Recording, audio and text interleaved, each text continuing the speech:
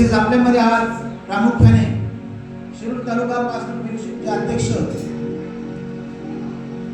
माननीय युवराज सोनार हे सुद्धा उपस्थित झालेले आहेत. त्यांना सुद्धा आपण स्वागत करूया. या टाळ्या वाजवून आपण स्वागत करूया.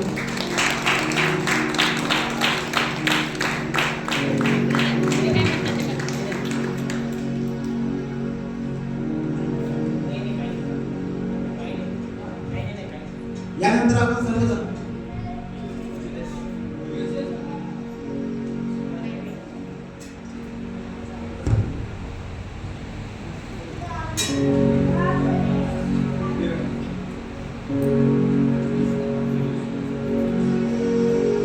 आपल्यामध्ये इंजिनियर ब्रदर आहे, त्यांचं सुद्धा आपण स्वागत करूया. कारवारी फाउंडेशन टीम महाराष्ट्रामध्ये महाराष्ट्राच्या बाहेर सुद्धा. यानंतर आपण सर्वजण उभं राहूया आणि स्तुती आराधनेमध्ये जाऊया. आज स्वर्गामध्ये लाखो देवदूत परमेश्वराची आराधना करत आहे, त्याच्या नावाचा धन्यवाद करत आहे, त्याला उच्च करत आहे. आणि म्हणून आपण त्याचे पृथ्वीवरील लेकरं आहोत, आपण सुद्धा त्याला धन्यवाद दिला पाहिजे, त्याची स्तुती केली पाहिजे, त्याचा गौरव केला पाहिजे. यावेळेस आपण स्तुती आराधनेची टीम आहे, त्यांना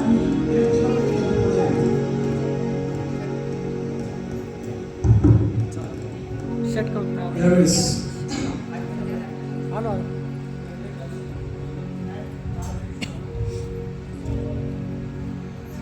आम्हाला शास्त्र सांगतं की परमेश्वराला सर्वात आवडणारी गोष्ट ती म्हणजे ज्या वेळेस त्याचे लेकरं जीवन जगत असताना वेळ काढून मंदिरामध्ये येतात आणि त्याच्या नावाला धन्यवाद देतात, आनंदी होतात. जसं आम्हाला शास्त्र स्पष्ट सांगतं की स्वर्गामध्ये जसं पृथ्वीवर त्याच्या नावाला धन्यवाद देत असतात, तसं स्वर्गामध्ये रोज रात्री म्हणण्यापेक्षा रोज परमेश्वराच्या नावाला देवदूत उंचवत असतात, त्याची महिमा गातात, त्याच्या नावाला उंचवतात, त्याच्या नावाला गौरव करतात. आणि आज तुम्ही आणि आम्ही या जगामध्ये जगत असताना जे सर्वात मोठं काम आहे ते म्हणजे परमेश्वराला उंचवणं, त्याच्या नावाला धन्यवाद देणं, त्याची उपकार स्तुती करणं. जे गीत आपण गातो, राजा येशू आला, सैतानाला जिंकायला राजा येशू आला. 2000 वर्षापूर्वी देवाचा एकुलता एक पुत्र प्रभू येशू ख्रिस्त हा मनुष्याच्या उद्धारासाठी या जगात आला. जो या जगामध्ये असताना जो सतत आणि सतत परमेश्वर कसा आहे, परमेश्वराचा अनुग्रह कसा आहे, परमेश्वराची प्रीती कशी आहे, परमेश्वर काम कसा करतो हे तो सांगत होता. तुमच्या आमच्यासारखे असे लाखो त्यावेळेस लोक होते की जे अडचणीमध्ये होते, ज्यांना जीवन कसं जगायचं हे माहीत नव्हतं. आणि शास्त्र आम्हाला स्पष्ट सांगतं, प्रभू येशू ख्रिस्ताने आणि सर्वांना जे आंधळे होते जन्मापासून त्यांना दृष्टी दिली, जे लंगडे होते त्यांना त्यांनी चालवलं आणि परमेश्वराची स्तुती आराधना केली. जे आपले पूर्वज होते आदाम आणि हवा, ज्यांनी या जगामध्ये पाप आणलं आणि आपली जी सार्वकालिक जीवनाची जी चावी होती ती सैतानाच्या हवाले गेली. आणि ख्रिस्ताच्या मृत्यूने ज्यावेळेस पुनरुत्थित ख्रिस्त 3 दिवस आदू लोकांमध्ये होता आणि सैतानाकडनं त्यांनी चाव्या घेतल्या आणि आज तो चाव्या त्याच्याकडे ठेवून स्वर्गामध्ये गेलेला आहे. आपण त्याच्या नावाला धन्यवाद देऊया, टाळ्या वाजवूया, त्याच्या नावाला उंचवूया. राजा येशू आला, राजा येशू आला, सैतानाला जिंकायला राजा येशू आला.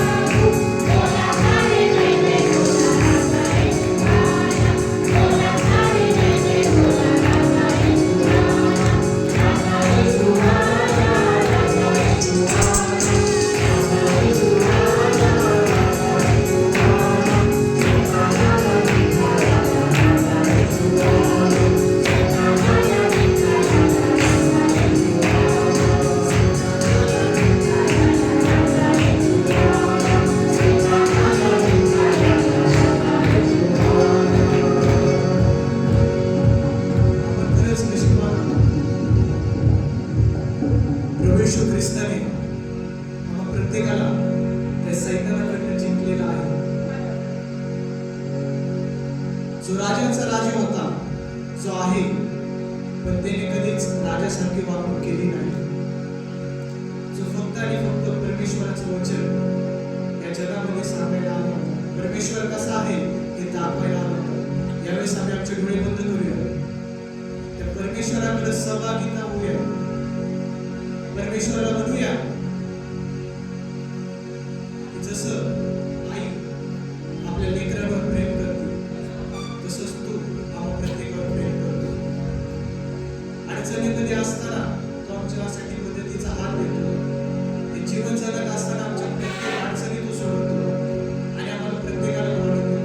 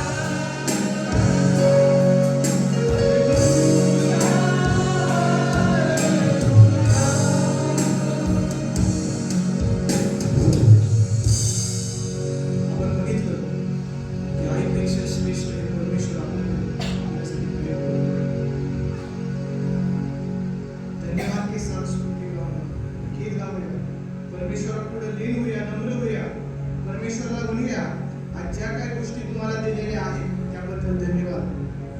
या पृथ्वीवर जीवन जगत असताना तुमचा एकही असा दिवस जात नाही.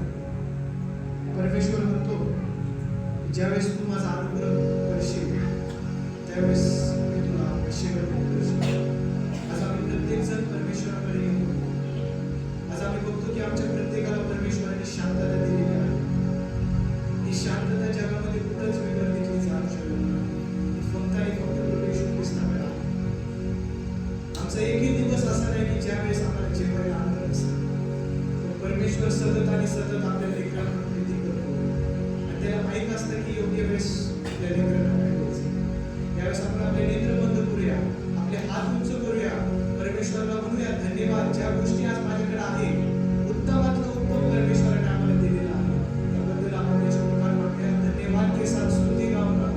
या गीताने आपण त्याचं स्मरण करूया.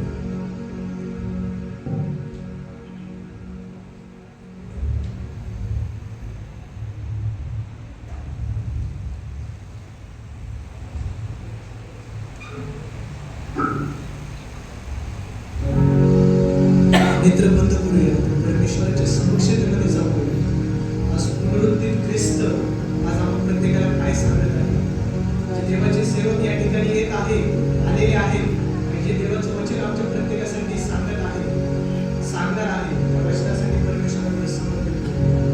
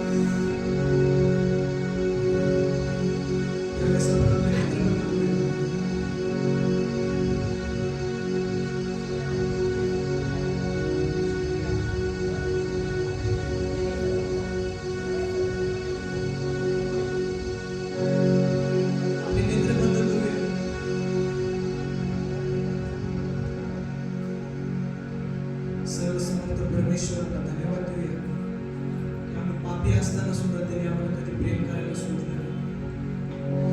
जीवन जगत असताना तो कधीच आमच्याकडून वेगळा झाला नाही. जो सतत आणि सतत आपल्या लेकरांसाठी योजना आखत होता.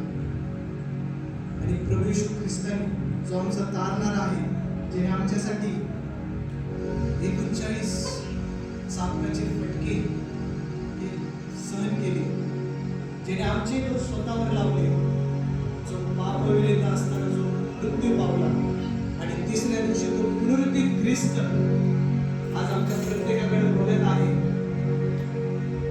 आपण आपल्या मुखातून शुक्रिया लिखित घेऊया, त्या गीतामध्ये जाऊया, परमेश्वराला बोलूया, आम्ही तुझ्या जवळ येतो आणि तुला शुक्रिया म्हणतो.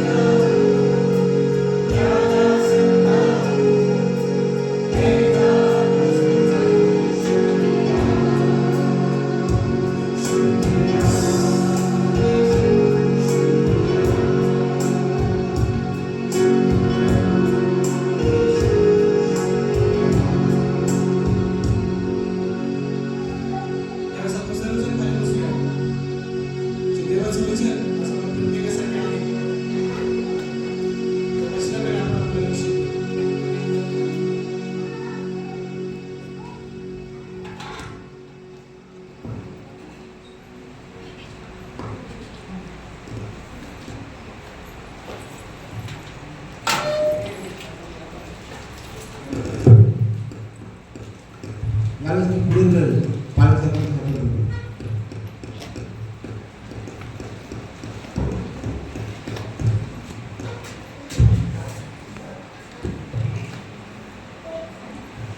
सर्वांना येशूच्या नावात सलाम.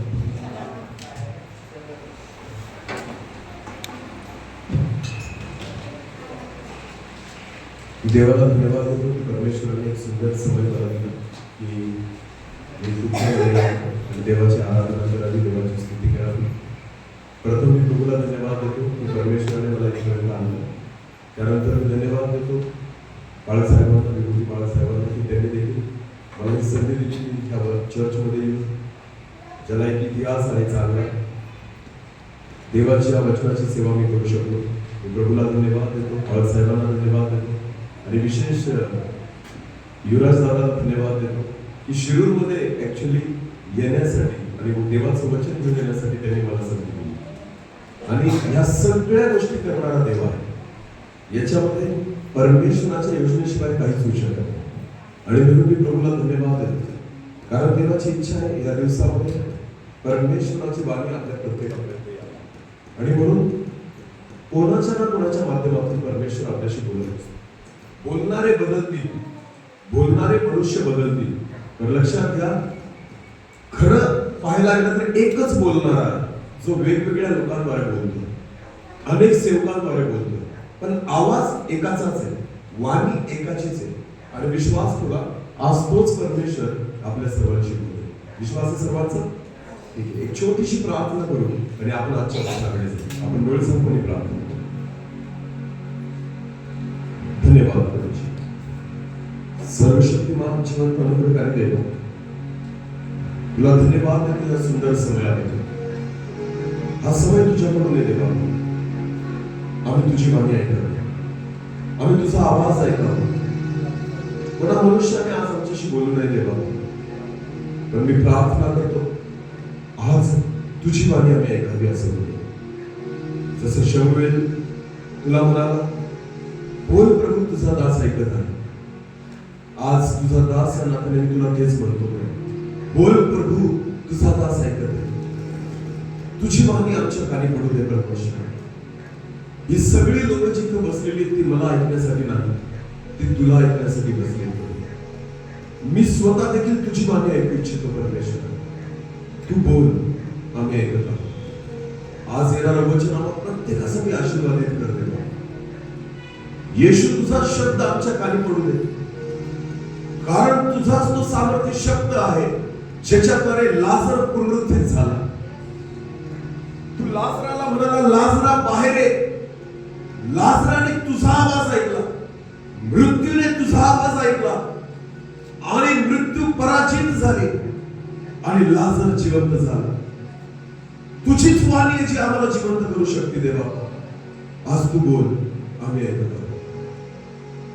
माझा ताबा तू घे, इथं बसलेल्या प्रत्येक व्यक्तीचा ताबा तू घे. पवित्र आत्म्यावर सर्वांना घेतले. मी घटावं, तूच वाढावा आणि तूच दिसावा आणि तुलाच महिमा मिळावी असेल. सर्व आदर मान महिमा व सन्मान तुझा आहे, तुलाच आहे. प्रार्थना येशू प्रभू तुझ्या पवित्र आणि गोड नावाने. आमेन. यावेळेस आपण देवाच्या वचनाकडे जाऊ. आपल्याला माहिती आहे की हा पुनरुत्थानाचा रविवार आहे.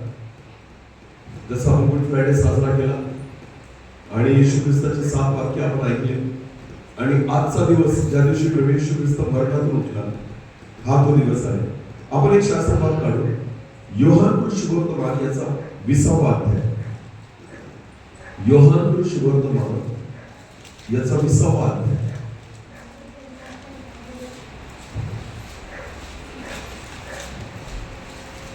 आणि सुरुवातीला आपण 1 आणि 2 वचन वाचून घेऊ. पहिली 2 वचन आणि त्याच्यानंतर आपण पुढे जाऊ. जर कोणाकडे मराठी बायबल असेल तर वाचण्यासाठी मदत करा. योहान 20 वचन 1 आणि 2.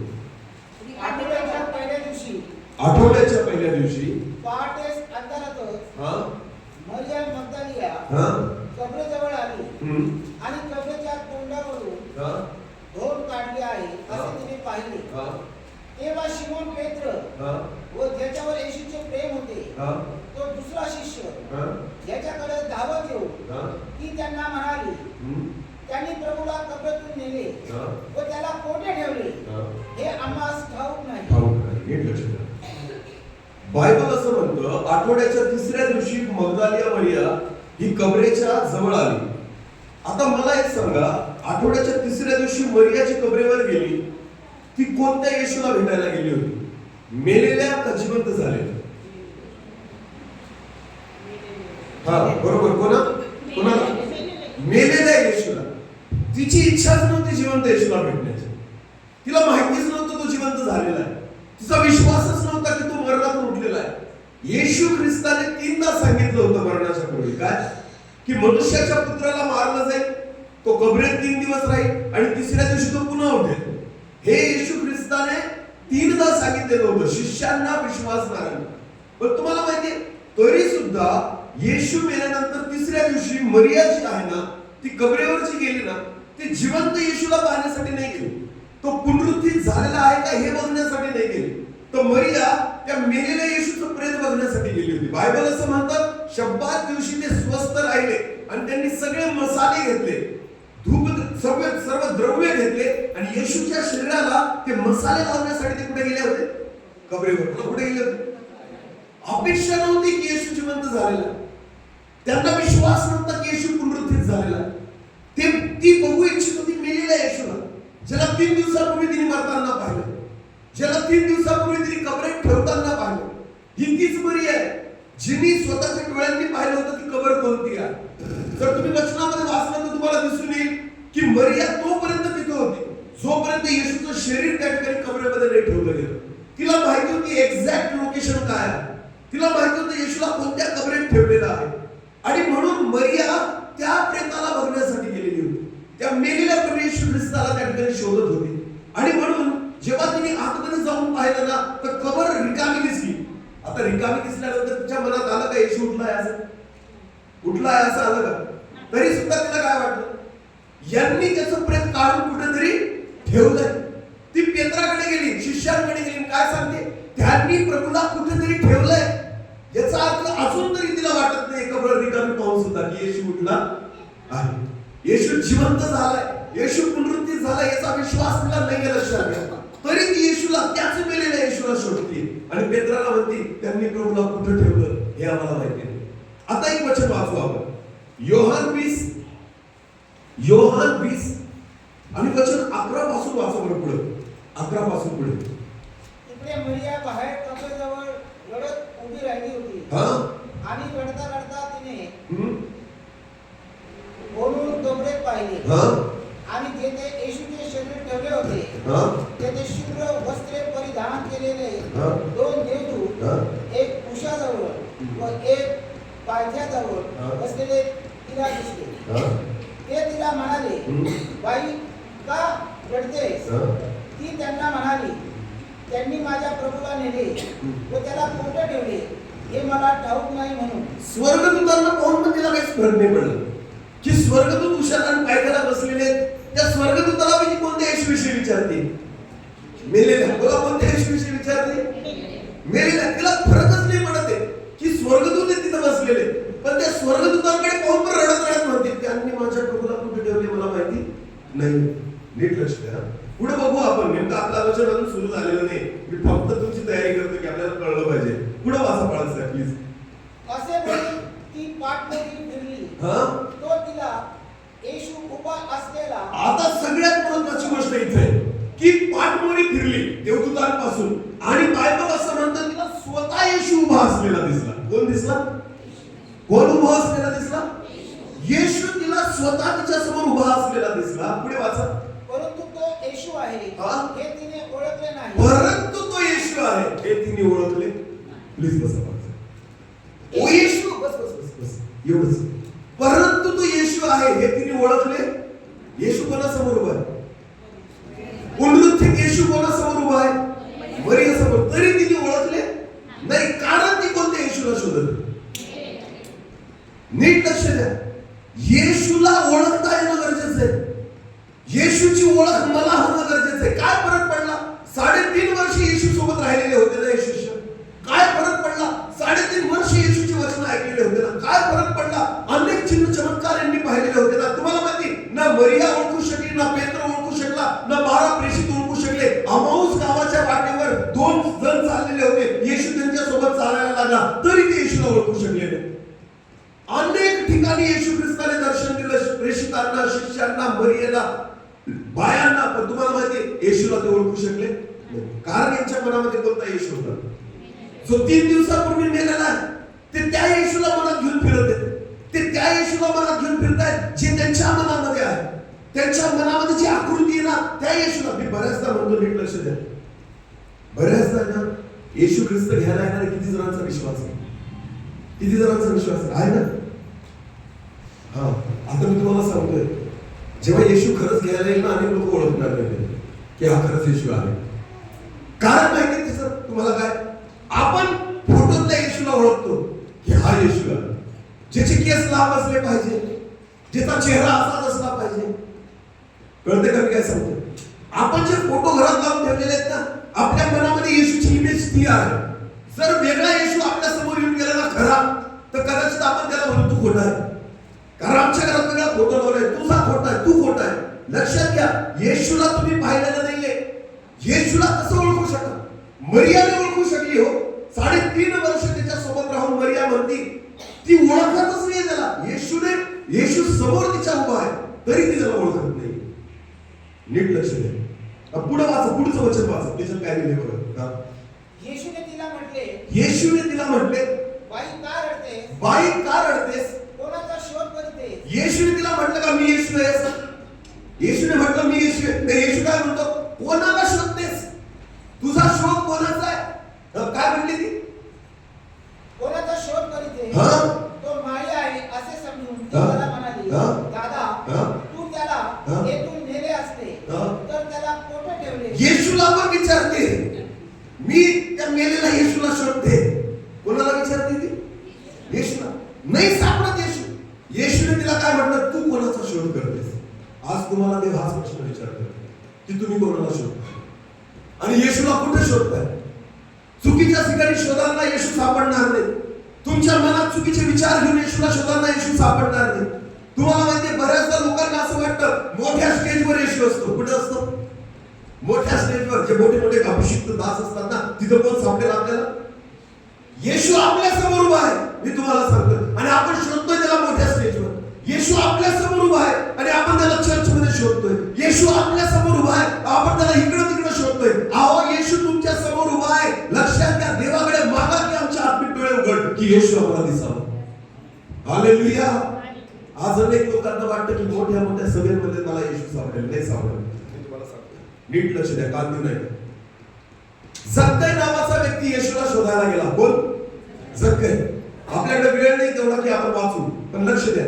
लूका सुवर्तमान 19 अध्याय पूर्ण लिहिलेलं आहे. नीट लक्ष द्या. जक्कई जेव्हा यरीहो मध्ये येशू येतोय हे त्याला कळलं आणि जक्कई येशूला शोधायला गेला ना, बायबल असं म्हणतं की जक्कई भुटका होता, गेला, गर्दीमध्ये येशू त्याला दिसला. गर्दीमुळे येशू त्याला दिसला. तुम्हाला माहिती, येशू कधी स्टेजवर नव्हता. येशू कुठं होता? नेहमी लोकांमध्ये. बोला, कुठं होता? येशूची सेवा कधीच अशी वर नव्हती. येशूची सेवा लोकांमध्ये होती. आज पण मी तुम्हाला सांगतो, येशूला शोधायचं असेल ना, पब्लिक मध्ये शोधा, स्टेजवर नाही सापडणार. कुठे सापडेल येशू? अरे बोला ना, जक्कईला सापडला का? मला सांगा ना. नाही सापडला, कारण तो त्याला अपेक्षा होती येशू सगळ्यांपेक्षा उंच दिसेल, म्हणून तो गर्दीमध्ये शोधायला गेला. अरे नाही बाबा, जक्कईने काय केलं मग येशूला बघण्यासाठी? मला सांगा, जक्कईने काय केलं? तो गेला आणि वर चढला की येशूला कुठे बघू शकेल? बोला बोला, कुठे बघू शकेल? देवाच्या दासांनो, येशू स्टेजवर नाही दिसणार. स्टेजवरून खाली बघा, येशू तिथं असेल. लोकांमध्ये काम करतो माझा येशू. कुठे काम करतो? आणि आपण कुठे शोधतोय? सगळे लोक खालून वर शोधतात येशूला. इथं असेल येशू, आणि येशू तुमच्या जवळ उभा असतो. येशू आपल्यामध्येच काम करत असतो. येशू आपल्याला स्पर्श करू इच्छितो. येशू आपल्याला दर्शन देऊ इच्छितो. येशू आपली भेट घेऊ इच्छितो, आणि आपण येशूला कुठे शोधतोय? वर. बोला, कुठे शोधतोय? जक्कई तोपर्यंत स्वतःवर चढला नाही ना, तोपर्यंत येशू त्याला दिसला नाहीये. लक्षात घ्या, जक्कईने स्वतःला उंच केलं. जक्कईने स्वतःला झाडावर चढवलं, आणि त्यावेळेस येशू ख्रिस्ताला तो कुठे बघतोय? खाली. बोला, कुठे बघतोय? बऱ्याचदा आपल्याला येशू त्याच्यामुळे सापडला, कारण येशू जिथे आपण त्याला तिथे शोधत नाही. मरियाला नाही सापडलं, त्याच्या शिष्यांना नाही सापडलं. विश्वास नाही ठेवत होते की हाच येशू. म्हणून येशू म्हणतो, तू कोणाला शोधतेस? काय म्हणतो येशू? तू नेमकी शोधते कोणाला आहे? अगं मी तुझ्या समोर उभा आहे ना, मग तुझा शोध कोणासाठी आहे? जिवंत मी झालेलो आहे ना, पण तू कोणाला शोधतेस? तुला तो येशू पाहिजे तो तुझ्या डोक्यात. तुला तो येशू पाहिजे जो तुझ्या विचारामध्ये आहे. तुला तो येशू पाहिजे की ज्याची इमेज तू स्वतः बनवून ठेवलेली आहे. मी नेहमी म्हणतो, नीट लक्ष द्या, या जगामध्ये 2 देव आहेत. कोण? किती देव आहेत? बोला, किती? एक तो देव आहे जो माणसाने बनवला आहे. कोणता? माणसाने. आणि दुसरा तो देव आहे ज्याने माणसाला बनवला आहे. काय समजलं का? पहिला देव कोणता आहे? ज्याने माणसाने बनवलाय त्याला तुम्ही ओळखतात. पण ज्या देवाने माणसाला बनवलं ना त्याला मनुष्य ओळखत नाही. मी बनवलाय ना म्हणून मला माहिती हा देव आहे. पण ज्या देवाने तुम्हाला आणि मला बनवलं ना तुम्हाला नाही माहिती तो कोण आहे. म्हणून बऱ्याचदा येशूला आपण ओळखत नाही. तो समोर असतो ना तरी सुद्धा आपण त्याला ओळखू शकत नाही. मी आज पण तुम्हाला सांगतो, माझ्या प्रभूची सेवा स्टेजवर नाही, माझ्या प्रभूची सेवा लोकांमध्ये चाललेली आहे. आमेन. त्याला भेटायचं असेल ना तो तुमच्या शेजारीच आहे. त्याला भेटायचं असेल ना तो तुमच्या मध्येच आहे. त्याला जर तुम्हाला वाटतं ना की मला येशू भेटावा, मी विश्वासाने सांगतो प्रियांनो, तो तुमच्यामध्येच फेऱ्या करतोय, तिथंच फिरतोय तुमच्या जवळ. फक्त डोळे उघडा आणि त्याला बघा, तो पुनरुत्थित झालेला ख्रिस्त तुमच्यामध्ये आहे. हालेलुया. येशू ख्रिस्त म्हणतो, तू कोणाला शोधतेस मरिया? कोणाला शोधतेस? आता मला एक सांगा, दुसरी गोष्ट, मरिया त्याला कुठे शोधत होती? कबरेमध्ये. मरिया जिवंत देवाला कुठे शोधत होती? कबरेमध्ये. एक वचन वाचू बाळासाहेब. योहान 11:25 वाचा. योहान 11:25. येशूने तिला म्हटले, येशूने मार्थेला म्हटले, पुनरुत्थान व जीवन मीच आहे. जिवंत असताना येशू बोलला होता, पुनरुत्थान आणि जीवन मीच आहे. बोला, पुनरुत्थान आणि जीवन. मग जीवनाला तुम्ही कबरेत कसं शोधू शकता? नीट लक्ष द्या. जो जीवन आहे ना, कबरेत काय असतं मला सांगा? जीवन का मरण? कबरेत काय सापडेल तुम्हाला? मृत्यू का जीवन? आणि मरिया त्याला कुठे शोधते? मग कबरेत जीवन कसं काय सापडेल तुम्हाला? हे का होतंय माहिती का? कारण येशूने सांगितलेले वचन हे सगळे लोक काय झाले? विसरले. तुला काय झाले? तुम्हाला येशू नाही सापडणार जर तुम्ही देवाचं वचनच विसरले. वचन जर तुमच्यामध्ये असेल ना, येशू सापडेल तुम्हाला. हालेलुया. येशूला शोधायचं असेल ना, माझ्यामध्ये काय असलं पाहिजे? वचन. तुला काय असलं पाहिजे? वचन. विसरली होती की पुनरुत्थान आणि जीवन मीच येशू बोलला होता. मग जीवनाला तुम्ही कुठे शोधताय? कबरेमध्ये. मला कुठे शोधताय? आज सुद्धा असंच झालेलं आहे. आज येशूला, जिवंत येशूला लोक कुठे शोधताय? कबरेमध्ये. कबरा कोण आहे? नाही, आज शिकून आपण देव. एक वचन वाचू अजून बाळासाहेब. लूक शुभवर्तमान 24, लूक 24:1-5 वाचा. मग आठवड्याच्या पहिल्या दिवशी मोठ्या पहाटे आपण तयारी केलेली सुगंधी द्रव्य घेऊन त्या कबरेजवळ आल्या. तो कबरेवरून धूम लोटलेली आहे असे त्यांना आढळले. त्या आत गेल्यावर त्यांना शरीर सापडले नाही. मग असे झाले की त्याविषयी त्यांना भ्रांत पडली. तो पहा, लखलखीत वस्त्रे परिधान केलेले 2 पुरुष त्यांच्या जवळ उभे राहिले. तेव्हा भयभीत होऊन त्यांनी आपली तोंडे जमिनीकडे केली असता ते त्यांना म्हणाले, ते देवदूत त्यांना म्हणाले, तुम्ही जिवंताचा शोध मेलेल्यांमध्ये का करता? मेलेल्यांमध्ये का करता? समजते तुम्हाला? जिवंताचा शोध कोणामध्ये का करता? मेलेल्यांमध्ये का करता? तुम्हाला माहिती, कबरेमध्ये येशू कधी सापडणार? जिवंत प्रभू कधीच मेलेल्यांमध्ये सापडणार नाही. आज पण तीच परिस्थिती आहे. जर तुम्ही चुकीच्या गोष्टी, चुकीच्या ठिकाणी येशू ख्रिस्ताला शोधाल ना, तो नाही सापडणार. तुम्हाला माहिती, मेलेले कबरा कोणाला म्हटलेले बायबलमध्ये? मत्ते 23:27 वाचा. मत्ते 23:27. मत्ते 23:27. अहो शास्त्र्यांनो, अहो शास्त्र्यांनो, येशू म्हणतो अहो शास्त्र्यांनो, अहो परुषांनो, तुम्ही केवढी दुर्दशा होणार. तुमची केवढी दुर्दशा होणार. कारण तुम्ही चुना लावलेल्या कबरासारखे आहात. तुम्ही चुना लावलेल्या कबरांसारखे आहात. कबरा आज पण आहेत. कबरा कुठे? आज पण आहेत. आपल्याच आजूबाजूला असतात. येशू नाही सापडणार कबरांमध्ये. तुम्हाला माहिती, ज्या लोकांचं आत्मिक जीवन मेलेलं आहे ना, ते काय झालेले आता? कबर. बोला, काय झाले? येशू कबरेत नाही सापडत, मंदिरात सापडतो. बोला, कुठे सापडतो? तुमचं शरीर हे माझं काय? त्याला कबर नको आहे, त्याला काय पाहिजे? मंदिर. कबरेमध्ये जिवंत परमेश्वर नाही राहत. मंदिरात जिवंत परमेश्वर आहे. हालेलुया. प्रभू म्हणतो शास्त्री पुरुषांना, अरे ढोंग्यांनो. बोला काय म्हणतो? अरे ढोंगी म्हणजे काय? ढोंगी म्हणजे काय? दिखावा. की मी किती धार्मिक आहे याचा काय करणं? दिखावा करणं. मी लबाड्या करत असेल पण जेव्हा मी चर्चला तुम्ही दाखवतो मी किती, अरे बोला ना, मी भले बाहेर गेल्यावर पिक्चरचे गाणे म्हणत असेल पण इथं आल्यावर कोणते गाणे म्हणतो? हात वर करून हालेलुया. आणि बाहेर गेलं तर पिक्चरचे, याला काय म्हणतात? ढोंगी. बोला याला काय म्हणतात? इथं येऊन मोठ्या मोठ्या भाका करायच्या, मोठ्या मोठ्या थापा मारायच्या, प्रेमाच्या मोठ्या गोष्टी करायच्या, दयेच्या मोठ्या गोष्टी करायच्या, क्षमेच्या मोठ्या गोष्टी करायच्या. देवाचं वचन तुम्हाला माहिती काय म्हणतं? लक्षात घ्या, जो आपल्या बंधूवर प्रीती करत नाही तो, आणि परमेश्वराचं वचन म्हणतं जो आपल्या बंधूचा द्वेष करतो तो नरहिंसक आहे. तुला काय आहे? इथं आल्यानंतर प्रभू दया कर, आमच्या बांधवांवर दया कर. घरी जाऊन बघा ना, घरी जाऊन बघा. भावाचं भावाशी जमत नाही, भावाचं बहिणीशी जमत नाही, आई वडिलांशी जमत, आई वडिलांचं मुलांशी जमत, बायकोचं नवऱ्याशी जमत नाही. आणि इथे येऊन काय करतात? ढोंगी बनवला. काय करतात? कोणासमोर ढोंग करताय? देवाचं वचन म्हणतं, अहो ढोंग्यांनो तुम्ही कबरे समान आहात. चुना लावलेल्या. बघा कशा कबरेला चुना का लावतात? कशी दिसावी?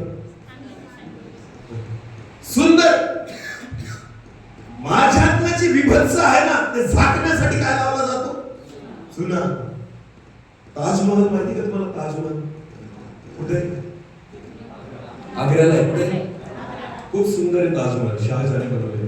पण तुम्हाला माहिती ताजमहल त्याने बांधलं पण राहायला कोणीच गेलं आजपर्यंत कोणीच राहिलं नाही. का बरं? कारण ताजमहल काय? कबर किती सुंदर असू द्या, जिवंत व्यक्ती राहू शकत. ताजमहल सगळ्यात सुंदर इमारत आहे, सगळ्यात सुंदर. शहाजहानने स्वतःच्या बायकोसाठी मुमताजसाठी बांधली, पण स्वतः शहाजहान पण राहायला गेला नाही. कारण त्याला माहिती मेलेली बायको तिथे रात्री उठून कोकांडी बसेल. गेला का राहायला? नाही गेला. त्याला माहिती होतं नाही जाऊ शकत तिथं, कारण कबर आहे ना. भले ती कितीही सुंदर असेल, कितीही संगमरवरी दगडाची बांधलेली असेल, कबर ती कबर असते. हालेलुया. तिथं जीवन, तिथं माणूस नाही राहू शकत. देव काय राहणार आहे मला सांगा? कबरेमध्ये माणसाला ठिकाण नाही भेटत तर ते देव कसा राहील? माझा परमेश्वर ना, तो म्हणतो मी जिवंतांचा परमेश्वर आहे. मला कोणाचा परमेश्वर आहे? मेलेल्यांचा. मेलेले ते आहेत जे ढोंग करतात, मेलेले ते आहेत जे देवासमोर लबाड्या करतात, मेलेले ते आहेत ज्यांचे दोन प्रकारचे जीवन आहे. तुला किती प्रकारचे जीवन आहे? एक लोकांना दाखवणार आणि एक खरं जीवन जे त्यांना माहिती असतं. काय वाटतं प्रियांनो? कोणासाठी ढोंग करतात? म्हणून ख्रिस्त सापडत नाही आपल्याला. आपण चुकीच्या ठिकाणी ख्रिस्ताला शोधू शकत नाही. तो सापडणार पण नाही आणि तो राहणार पण नाही. तो म्हणतो शास्त्री आणि पुरुषांना, तुम्ही त्या कबरांसारखे आहात, चुना लावलेल्या कबरांसारखे. बाळासाहेब प्लीज ते वचन परत वाचा.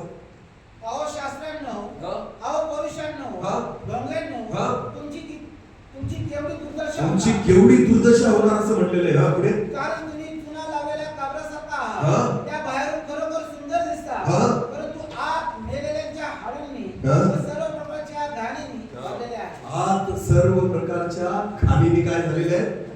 ज्यांचे अंतःकरण घाणीने भरलेले आहेत ना, ते काय आहे समजा? मंदिर आहे का कबर आहे? कबर आहे. मंदिर ना तुटलेलं असेल, फुटलेलं असेल, जुनं असेल, कसंही असेल, मधून कधीच घाण राहणार. मधून कधीच घाण. हे आपलं चर्च किती वर्ष जुनं आहे? आता मला बाळ बोलला किती? 180 वर्ष जुनं. पण मध्ये बघा ना किती सुंदर वाटतंय. काबर सजवलंय आपण, काबर स्वच्छता ठेवतो आपण, कारण हे आहे काय? मंदिर. बोला आहे काय? हे वैशिष्ट्य आहे मंदिराचं. मंदिर कितीही जुनं होऊ द्या ते सुंदरच राहतं. पण कबर जितकी जुनी झाली ना तितकं कुजलेलं सापडतं मध्ये. समजतं मी काय सांगतो? तितकी घाण सापडते मध्ये. लक्षात घ्या. कुजलेली अवस्था, घाण अवस्था त्या लोकांची ज्यांची हृदय काय झाली आहे? कबरेप्रमाणे हातून सगळी बरबटलेली आहे. कबरा म्हणतो परमेश्वर. कसा सापडेल येशू त्याच्यात? कसा ख्रिस्त माझ्या सोबत राहील? कसा ख्रिस्त माझ्या ठाई राहील? जर मी कबर असेल ना ख्रिस्त राहू शकते. या कबरेला मंदिर करा. मला काय करा? मंदिर करा. जेव्हा मंदिर होईल ना तेव्हा देव तुमच्यामध्ये वास करेल. आमेन. त्या वेळेस देव तुम्हाला सापडेल. आपण चुकीच्या ठिकाणी ख्रिस्ताला शोधतोय म्हणून तो सापडत नाही. आज पण जिवंतपणे अनेक लोक कबरेप्रमाणे झालेले आहेत. लक्षात घ्या. त्यांचं जीवन म्हणून प्रगटीकरणाचं पुस्तक काढू आपण. प्रगटीकरण याचा 3रा अध्याय वचन 1 पासून पुढे. प्रगटीकरण याचा 3रा अध्याय आणि वचन 1 पासून पुढे. आपल्याला देवाची मुले हा हे नाव मिळाले.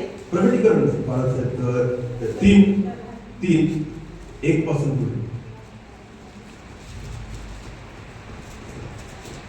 प्रगटीकरण 3:1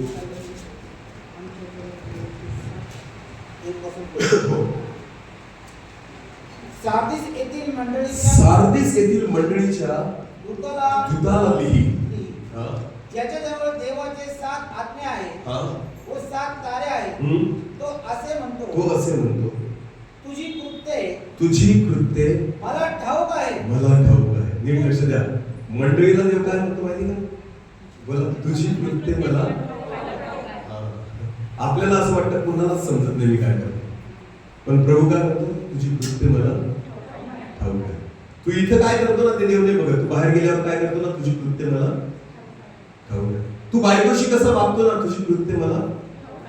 तुझे संबंध तुझ्या आई बापांशी कसे आहेत ना, तुझी कृत्ये मला. तू बाहेर गेल्यावर काय लबाड्या करतो ना, तुझी कृत्ये मला. तू किती 2 नंबर कमवतो ना, तुझी कृत्ये मला. तू लपून लपून दारू पित असेल पण तुझी कृत्ये मला.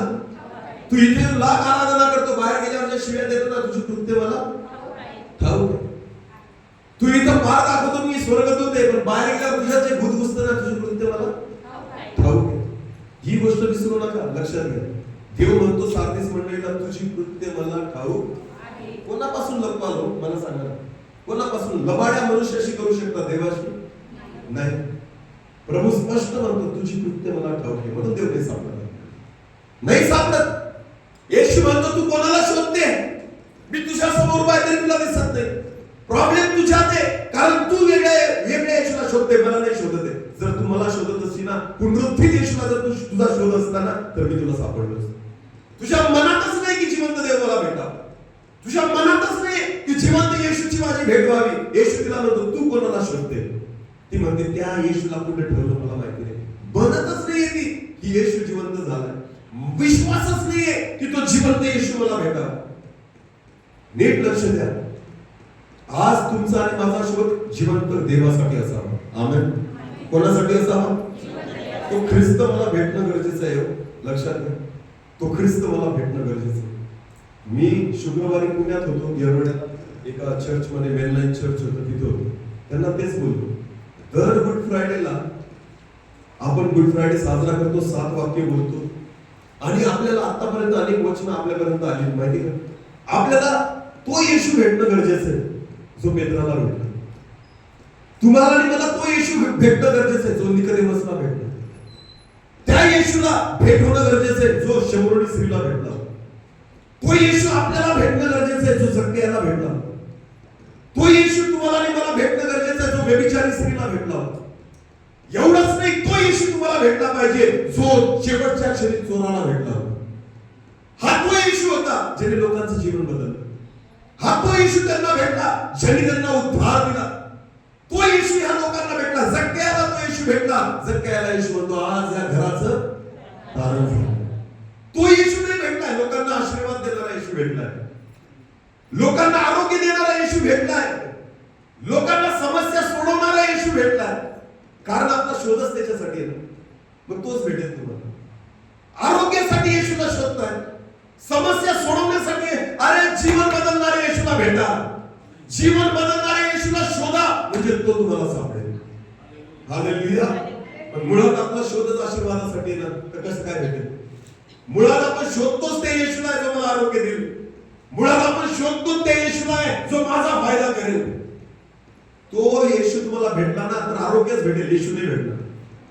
आरोग्य घेऊन काय कराल? येशू भेटला पाहिजे. हालेलुया. जीवन बदलणारा येशू ज्या दिवशी भेटेल ना, त्या दिवशी खऱ्या अर्थाने तुमचा शोध सफळ होणार आहे. आमेन. येशू म्हणतो, तू कोणाला शोधतेस? मरिये, तू कोणाला शोधते? मी तुझ्या समोरच उभा आहे. सार्दिस येथील मंडळीला देव म्हटला, येशू म्हटला, तुझी कृत्ये मला ठाऊक आहेत. फार गरजेचं आहे. शेवटच्या क्षणी ना देव तुमचा आणि माझा हिशोब कशावरून घेणार आहे? तुझी कृत्ये, बोला बोला, तुझी कृत्ये मला ठाऊक. हालेलुया. तू किती वेळ मोबाईलवर असतो आणि किती वेळ देवामध्ये असतो, तुझी कृत्ये मला ठाऊक. इथं आल्यावर फार देवदूतांसारखी आराधना करतो, घरी गेल्यावर जे टीव्ही समोर तू बसतो ना, तुझी कृत्ये मला ठाऊक आहे. समजते का मी काय सांगतो? अजिबात बडाया नाही मारायच्या. जर माझा सगळा आठवडा टीव्ही समोर आणि मोबाईल समोर जात असेल ना, मी म्हणतो आपली योग्यताच नाही देवासमोर येण्याची. 2 तास देवासमोर यायचं म्हणायचं मी धार्मिक आहे. नाही, देव तुम्हाला म्हणतो तुझी कृत्य मला ठाऊक. काय खुश होईल मला सांगा ना देव, काय खुश होईल तुमच्या माझ्या. माझा आठवडा गेला हो टीव्ही बघण्यामध्ये, माझा आठवडा गेला मोबाईल मध्ये नको त्या गोष्टी बघण्यामध्ये, माझा आठवडा गेला टाइमपास करण्यामध्ये. 2 तास मी येतो धार्मिकता देवाला दाखवायला आणि म्हणतो प्रभू मी कोण आहे? धार्मिक आहे. प्रभू म्हणतो हे ढोंग्या तुझी कृत्य मला आवडेल. समजतं मी काय सांगतो? नाही बसू शकत तुम्ही देवाला. तो म्हणतो तुझी कृत्य मला ठाऊक आहे. तुम्ही जे बंद खोलीत करतात ते कोण बघतोय? देव बघतोय. तुमचे तुटलेले नाते कोण बघतोय? देव बघतोय. तुम्ही किती दया करतात किंवा नाही करत ते कोण बघतोय? देव बघतोय. सगळ्या गोष्टी परमेश्वर बघतोय. देव म्हणतो तुझी कृत्य मला ठाऊक आहे. व्हॉट्सअप परत वाचा देवाचे. सार्दीस येथील मंडळीच्या दूताला लिही, ज्याच्याजवळ देवाचे 7 आज्ञा आहेत व 7 तारे आहेत, तो असे म्हणतो तुझी कृत्य मला ठाऊक आहे. तुझी कृत्य मला ठाऊक आहे. तू जिवंत आहेस. काय म्हणते? तू जिवंत आहेस असे तुझ्याविषयी म्हणतात. असे तुझ्याविषयी म्हणतात. कोण म्हणतात? लोक म्हणतात. पण येशू काय म्हणतो? पुढे वाचा. पण तू मेलेला आहेस. तू काय आहेस? पण लोक म्हणतात तू काय आहे? लोक कोणाकडून धार्मिक म्हणून घेतात माहिती का? दुसऱ्याकडून. तो दुसरा कोण असतो माहिती का? जो स्वतः पण नसतो. जो स्वतः पण नसतो, जो स्वतः प्रार्थनेत नाही ना, तो जर तुमची बडाई मारत असेल ना, तुम्ही धार्मिक आहात समजून घ्या, त्याच्यात तुमचा फायदा नाही. धार्मिकतेची बडाई कोणी मारायला माहिती का? तुमचं प्रशंसा कोणी करावी? जो स्वतः गुडघे टेकतो ना 4 तास, जेव्हा तो तुमची प्रशंसा करत असेल समजायचं तुम्ही धार्मिक आहात. पण जो स्वतः पापात पडलेला आहे आणि तो तुम्हाला धार्मिक समजत असेल ना, दाल में कुछ खाना, तो म्हणतो मी पण मेलेला, तू पण मेलेला, तू पण धार्मिक आहे, मी पण धार्मिक. तू मला साहेब मी तुला म्हणतो, तू मला धार्मिक पण मी तुला म्हणतो. ही चाललेली गोष्ट. प्रभू म्हणतो तुझ्या बाबतीत म्हणतात तू काय आहे? जिवंत. काय म्हणतात तुझ्याविषयी? तू काय आहे? पण येशू जेव्हा त्याला बघतो, येशू काय म्हणतो? तू काय आहे? मेलेला आहे. लोक काय म्हणतात त्याच्याने फरक नाही पडत. देव काय म्हणतो आपल्या बाबतीत त्याच्याने फरक पडतो. वचन आपल्या बाबतीत काय म्हणतं ना याच्याने फरक पडतो. स्वतःला बघायचं असेल ना, लोकांच्या नजरेत नका बघू. स्वतःला बघायचं असेल या वचनाच्या आरशात बघा स्वतःला. तुम्हाला तुमचा खरा चेहरा दिसेल. कळते का? आपला खरा चेहरा बघायचा असेल ना, काचेचा आरसा नाही दाखवू शकत आपल्याला. कोणता आरसा दाखवेल? बायबलचा आरसा. याच्या समोर रोज उभे राहा, सकाळ संध्याकाळ. मी तुम्हाला सांगतो बरोबर सुधरून जा. का? कारण हा आरसा आपले पाप आपल्याला दाखवत राहतो, आपल्या चुका आपल्याला दाखवत राहतो. याच्या समोर उभं राहा. जेव्हा तयारी करायची असते ना आपल्याला चर्चला यायला, तर आपण कोणासमोर उभे राहतो? का बरं? कळतं ना आपल्याला की कसली गरज आहे. पावडर बिना आरशाचा पावडर लावा बरं. का नाही लावत? बहिणींना बिना आरशाची लिपस्टिक लावता येईल का? का नाही? कळत नाही ना आपण किती लावायचं, किती कमी लावायचं, किती जास्त लावायचं. कळते का? पण आरसा आपल्याला दाखवतो ना. सजणं काय आहे, स्वतःला सजवणं काय आहे ना, हे आपल्याला कोणामुळे कळतं? आरसाच आहे ना, तो आपल्याला सजवायला मदत करतो. बायबल आपलं आत्मिक जीवन सजवतं. हालेलुया. मला कळायला लागतं की मी कसं सुंदर दिसावं. मला कळायला लागतं अजून माझ्यामध्ये काय कमतरता आहे. मला कळायला लागतं अजून चांगलं दिसण्यासाठी मी काय करावं. हा तो आरसा आहे, याच्यासमोर रोज उभे राहा. हालेलुया. हा तुम्हाला खरं सांगेल. काय सांगेल? पण आपल्याला खरं ऐकायला आवडतं. खरं नका बोलू आम्हाला. टाइमपास करा, आमचा मनोरंजन करा, निघून जा. येशू उठलाय. अरे पण तुम्ही मेलेले त्याचं काय?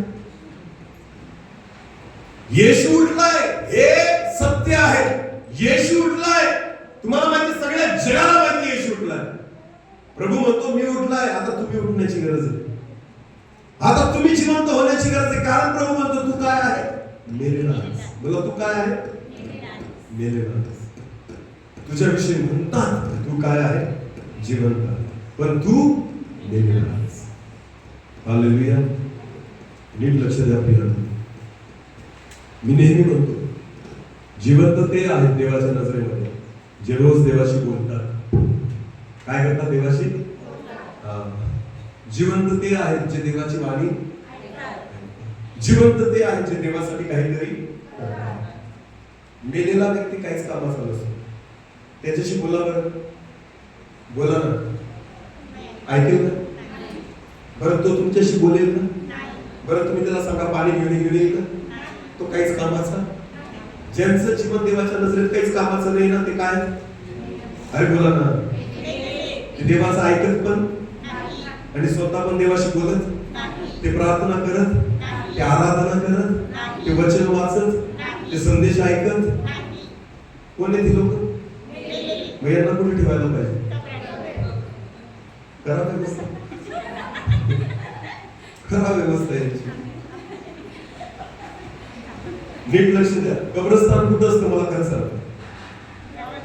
घराच्या शेजारी का गावाच्या बाहेर? म्हणजे जिवंत लोक गेलेले सोबत राहू शकत नाही. हे आपल्याला समाज पण दाखवतो की जे मेलेले आहेत ना ते जिवंतांपेक्षा पुढे असतात. अरे बोला ना, लांब असतात. ते कधीच एकत्र राहू शकत. आजच्या मंडळींचा प्रॉब्लेम काय माहिती का? जिवंत पण खबरा सगळे सोबतच येत. आपण प्रेतांमध्ये बसलेलो आहे. लक्ष द्या. बऱ्याच मंडळांमध्ये ही परिस्थिती. मी खूप ठिकाणी फिरतो, कळतच नाही लोकांना मी मुर्द्याजवळ बसलोय असं. काय करावं लागेल माहिती का? एक तर त्यांना जिवंत करा, एक तर त्यांना कबरेत टाका. दोन ऑथॉरिटी तुम्हाला दिलेली आहे. काय? मेलेल्यांना जिवंत करण्याची ऑथॉरिटी आहे. पहिला प्रयोग तो करायचा. काय? मेलेल्यांना काय करायचं? आणि एकच गोष्ट जी त्याला जिवंत करू शकते ते कोणाचं नाव आहे? येशूचं नाव. येशूच्या नावात मी बोलतो उठ आणि चालायला. समजते का? नाही झाला आणि नाही ऐकत असेल ना, याला उचला आणि कुठे टाका. नाही तर तो एका दिवशी तुम्हाला पण दुर्गंध यायला लागेल त्याची. समजते का? तो इथलं वातावरण खराब करायला बसला. मंडळीमध्ये जी मेलेली आहेत ना, पहिली गोष्ट आपलं कर्तव्य यांना काय करा? जिवंत करा. नसतील होत ना, सरळ कबरेत टाका. नेतर दुर्गंधी इकडं सगळीकडे पसरल. मी तुम्हाला सांगतो, एक सडका कांदा 99 कांदे चांगले असले समजा किती, आणि एक सडका कांदा काय करतो? 99 चांगल्या कांद्यांना. मला नाही कळत की चांगले किती आहेत. चांगले कांदे किती आहेत? 99. आणि सडका किती आहे? मग सगळे चांगले मिळून याला बरं करायला पाहिजे ना, कारण मेजॉरिटी कोणाची आहे? चांगल्यांची. कमी कोण आहे? सडका. पण हे सगळे चांगले मिळून या सडक्याला बनवू शकत. पण हा सडका मात्र या सगळ्यांना काय करतो? भयानक परिस्थिती मी तुम्हाला सांगते. म्हणून कांद्याचे चाळीवाले काय करतात माहिती का? कोणते कांदे निवडतात? सडक्याने काय करतात? की हे बाकीचे खराब व्हायला. म्हणून सांगतो, एक तर मेलेल्यांना जिवंत करा, एक तर यांना कबरेत टाका. नाही तर हे तुम्हाला कबरेत टाकतील. ही सत्यता आहे. येशू ख्रिस्त म्हणतो मी जिवंतांचा परमेश्वर, मेलेल्यांचा. पुनरुत्थान येशूचं झालंय. वारंवार येशूचं पुनरुत्थानाबद्दल बोलण्यात अर्थ नाही. आता आपल्याला पुनरुत्थानाची गरज आहे. हालेलुया. आज आपल्याला कबरेतून बाहेर येण्याची गरज आहे. आज आपल्याला या कबरेचं मंदिर बनवण्याची गरज आहे. आणि मी तुम्हाला सांगतो, हे तेव्हा शक्य आहे जेव्हा स्वतःची घाण बाहेर काढून या कबरेला आपण मंदिराचं रूप आणू. बोला, कोणाचं रूप आणू? ते तेव्हाच होईल जेव्हा मंदिरातून स्वच्छ होईल की साफ होईल. Hallelujah, hallelujah. म्हणून येशू म्हणतो मरियाला, मरिया तू कोणाला शोधतेस? मी तर आहे इथंच, तू शोधते कोणाला? आणि देवदूत म्हणतो जिवंतांचा शोध मेलेल्यांमध्ये करू नका. मेलेल्यांमध्ये सापडतच नाही. सार्दिस मंडळीला येशू म्हणतो तुझ्याविषयी म्हणतात तू जिवंत आहे, पण तू काय आहे? मेलेला आहेस. आत्मपरीक्षण करायची गरज आहे. नीट लक्ष द्या. बऱ्याचदा हे संदेश ऐकून लोकांना ऐकायला आवडत, पण मी खरं सांगू का तुम्हाला, मी देवाचा दास कधीच टाइमपास करण्यासाठी जात नाही. मी तुमचं मनोरंजन करून गेलो ना, देव माझा हिशोब घेईल. देव माझा काय घेईल? हिशोब घेईल. सरकारी दवाखाना माहिती का तुम्हाला? त्यांचं शिबिर असतं, आरोग्य शिबिर असतं का नाही? जेव्हा शिबिर संपून ते घरी जातात ना, तेव्हा त्यांना हिशोब द्यावा लागतो. किती गोळ्या वाटल्या, काय द्यावा लागतो? हा, मलेरियाच्या किती वाटल्या, टायफॉइडच्या किती वाटल्या, डायरियावाल्याच्या किती वाटल्या, किती लसी टोचल्या, याचा सगळा काय द्यावा लागतो? कारण तू गेला कशासाठी होता? आरोग्य शिबिर घेऊन गेला होता ना. मग आता मी सगळ्या गोळ्या औषध घेऊन आलोय. इथून जेव्हा जाईल ना, देव माझा काय घेईल? हा, केलं काय एखाद्याला जिवंत? पाप दाखवलं एखाद्याचं जीवन परिवर्तन झालं. म्हणून मी सांगतोय, मी तुम्हाला खुश करण्यासाठी नाही, मी देवाला खुश करण्यासाठी सेवा करतो. हालेलुया. म्हणून बऱ्याचदा अशी वस्तू आपल्याला ऐकायला आवडत नाही, पण देवाचं वचन म्हणजे ज्याला कान आहे तो ऐका. हा शेवटचा काळ आहे, लक्षात घ्या. स्वतःला फसवू नका, स्वतःला फसवू नका. आणि सगळ्यात सोपी गोष्ट काय स्वतःला फसवण्याची माहिती का? धार्मिकतेचे कपडे घालायचे. बोला, काय घालायचे? हा, एक संन्यासी पगडा असतो, पाहिलं का तुम्ही? संन्यासी पगडा नाही, त्याचं वैशिष्ट्य आहे, लक्ष द्या. तो ना नदीच्या तीरी उभा राहतो. कुठं उभा राहतो? नदीमध्ये. आणि उंच असतात त्याचे पाय. तो असा एका पायावर उभा राहतो. कसा उभा राहतो?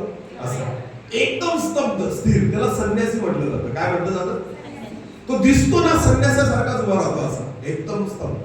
पण ऍक्च्युअली त्याचा हेतू काय असतो माहिती का? माशे जवळ येणं गरजेचं आहे. काय जवळ येणं गरजेचं आहे? तो माशांना खात्री देतो की मी तुमचं काहीच वाईट करणार. पण ऍक्च्युअली टार्गेट असतो की जवळ आला का चोच मारून त्याला खायचं. समजतंय का? पण आव कसला आणलेला असतो? संन्यासाचा. म्हणून त्याला संन्यासी म्हणतो. जसा मासा त्याच्याजवळ फिरायला लागला, माशाला वाटतं अरे काय देव माणूस आहे रे. हालत सुद्धा एका पायावर समाधीमध्ये, समाधीत नाही, एका डोळ्याने बघत असतो. आला का? आणि जसा जवळ आला, मासा बिंदास होऊन जातो. त्याला वाटतं देव माणसाजवळ आलो. जसा त्या देव माणसाच्या पायाजवळ येतो ना, जातो टोच मारतो त्याला त्याला समजते तुम्हाला? बऱ्याचदा असं ढोंगी जीवन असतं. आत्मिक जीवन दाखवणारं वेगळं, दिसतं वेगळं. लोक फसू शकतात, हो, देव नाही फसत. देव नाही फसत. तुमची अंतकर्म देव जाणतो. Hallelujah, hallelujah. तुमचं हृदय परमेश्वर जाणणारा परमेश्वर. मी किती चांगल्या आवाजाने गाणं म्हणतो याच्याने फरक पडत नाही. माझं हृदय किती चांगलं याच्याने फरक पडतो. मी किती मोठ्याने प्रार्थना करतो याच्याने फरक पडत नाही. मी कोणत्या अंतकरणाने प्रार्थना करतो याच्याने फरक पडतो. तुम्ही देवाला बाकी कशानेच खुश नाही करू शकत. हे शुद्ध ठेवा, देव खुश होतो. तो अंतकरण पारखणारा परमेश्वर. आमेन. तो म्हणतो तुझ्याविषयी म्हणतात तू जिवंत आहे, पण तू मेलेला आहेस. पण तू मेलेला आहेस. नीट लक्ष द्या. स्वतःला जिवंत करा, तर हा पुनरुत्थित दिवस जो आहे ना, पुनरुत्थानाचा दिवस तुमच्या आणि माझ्यासाठी आशीर्वादित होईल. आमेन. हालेलुया. नेतना फसवणारं जीवन जगू नका. तुम्ही देवाला नाही फसवताय, तुम्ही कोणाला फसवताय? स्वतः. हा, करेक्ट बोलतो. कोणाला फसवताय? आणि जो स्वतःला फसवतो त्याला कोणीच वाचू शकत नाही. त्याला कोणीच नाही वाचू शकत, कारण तो कोणाला फसवतोय? बोला ना. प्रत्येक तंबाखू खाणाऱ्याला वाटतं, कारण मी नाही. प्रत्येक तंबाखू खाणाऱ्याला वाटतं कॅन्सर मला होणार. हालाकी प्रत्येक पुडीवर लिहिलेलं असतं खाल्ल्याने काय होईल. प्रत्येक पुडीवर लिहिलेलं असतं तंबाखू खाने से क्या होता है. पण खाणारा काय विचार करतो माहिती का? मला नाही होत, मला नाही होत. हे कोणाला फसवणं सांगा. हे असतात असे फसवणार. हा पापी आहे, हा पापात मरेल, मी नाही म्हणत. आपण नाही पाप. हे याच्यासाठी, आपल्यासाठी वचन आजचं माझ्यासाठी नव्हतं, तो तसा आहे ना त्याच्यासाठी. हे आपल्यासाठी नाही, कॅन्सर आपल्यासाठी नाही. हे स्वतःला फसवलंय. हालेलुया. लक्ष द्या. पापाचं वेतन काय? वेतन आहे ते पापाचं, ते प्रत्येकासाठी. जो पाप करेल त्याला तेच वेतन भेटेल, दुसरं काही भेटू शकत नाही. फसू नका स्वतः, फसवूच नका. तुम्हाला माहिती हे दिवस जिवंत होण्याचे दिवस आहेत. तुला काय आणि तुम्ही स्वतःला जिवंत व्हायची इच्छा नसेल ना, एक दिवशी दिवस उचलून तुम्हाला कबरेट टाकेल. मंडळीत ते ठेवणार, मंडळीत ठेवणार नाही, कारण मंडळी जिवंतांची. तुला मंडळी काय त्याच्यात जिवंत सापडेल. ख्रिस्ताची मंडळी मेलेली असू शकत नाही, नाहीच असू शकत. बरबडलेलं घाण काही सापडणार नाही. स्वर्ग कसं आहे? पवित्र. तुला स्वर्ग कसं आहे? देव कसं आहे? आणि देव म्हणतो मी पवित्र आहे म्हणून तुम्ही काय व्हा? पवित्र असं. काहीच मागत नाही देव. मी पैशावाला आणि मी धनी आहे म्हणून तुम्ही धनीवान नाही. देव म्हणतो मी पवित्र आहे ना, तू काय राहा, दुसरं काहीच नाही. तुम्ही गरिबी घेऊन स्वर्गात जाऊ शकता, नीट लक्ष द्या. तुम्ही आजार घेऊन पण स्वर्गात जाऊ शकता, पण पाप घेऊन स्वर्गात नाही जाऊ शकत. दरिद्री लाजर गरीब होता, दुसऱ्याचे तुकडे उरलेले खायचा. दरिद्री लाजर आजारी होता, कुत्रे येऊन त्याचे फोड चाटायचे. पण बायबल म्हणतं गेल्या तेव्हा कुठे गेला? स्वर्गात. श्रीमंताकडे पैसा होता, धनदौलत होती, चांगली मेजवानी होती, कपडे लत्ते सगळे चांगले होते, मेला तर कुठे गेला? नरकामध्ये. पाप घेऊन नाही जाऊ शकत तुम्ही स्वर्गात. बाकी तुमची परिस्थिती काही असू द्या, पाप नको जीवनामध्ये. आणि हे ते दिवस आहेत शेवटचे, की ह्या दिवसामध्ये देव त्याच्या मंडळीला वचनाद्वारे शुद्ध करतोय. तुला काय करतोय? शुद्ध करतो. आज प्रभू काय करतोय माहिती का? प्रत्येक मंडळीत जाऊन प्रभू म्हणतो लाजरा बाहेर ये. काय म्हणतोय प्रभू? लाजरा. हे तेव्हा शक्य आहे जेव्हा येशूची वाणी तुम्ही ऐका. लाजर बाहेर ये, मेलेला जिवंत होत जाईल. आमेन. मी स्वतः मेलेलो होतो, या मेलेल्याला त्याने जिवंत केलं, त्याची वाणी आहे. हालेलुया. माझ्या पापात मेलेलो होतो मी कबूल करतो. पिणारा, खाणारा, सगळ्या घाण गोष्टी करणारा मी होतो, पण या मेलेल्याला हे येशूने हात मारून जिवंत केलं. आज मी तुमच्या समोर जो आहे ना, तो जिवंत झालेला आहे. आमेन. हालेलुया. नीट लक्ष द्या, स्वतःला फसवू नका. आत्मपरीक्षण करा. काय मी जे वागतो जगतोय ना, ते ढोंगीपणा आहे का खरं जीवन आहे माझं? हे स्वतःच्या हृदयाला विचारा. आमेन. स्वतःशी खोटं बोलायचं. सत्य तुम्हाला कळेल आणि सत्यच तुम्हाला. सत्य कोणाला कळेल? स्वतःला. म्हणजे पहिलं खरं कोणाशी बोलायचं? जगाशी नंतर बोला. सत्यवान नंतर व्हा जगासाठी, पहिले कोणासाठी व्हा? स्वतःसाठी. पहिले स्वतःशी तर खरं बोला, की हे खाल्ल्याने तू पण मरशील असं. हा, हे तुझ्यासाठी पण घातक आहे, तर तुम्ही जिवंत राहा. हालेलुया. समजते का? अरे बोला. येशू सोबत जो भी राहिला ना, त्याला एक हमी दिली येशू.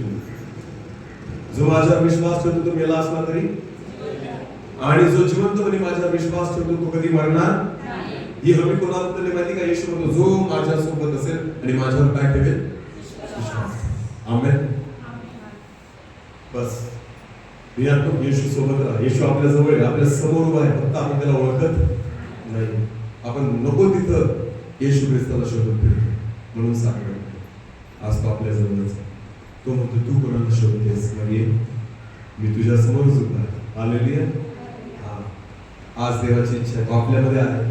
तो आपल्याला जिवंत करू शकतो, आपल्याला पुनरुत्थित करू शकतो, आपली परिस्थिती बदलू शकतो. सगळ्या गोष्टी देव करायला समर्थ आहे, फक्त तुम्ही ओळखा करा. आमेन. स्वतःला तयार करा. तो कबरेत राहणार नाही, तो कशात राहील? मंदिरात. बोला कशात राहील? म्हणून पहिले कबरेची काय करा?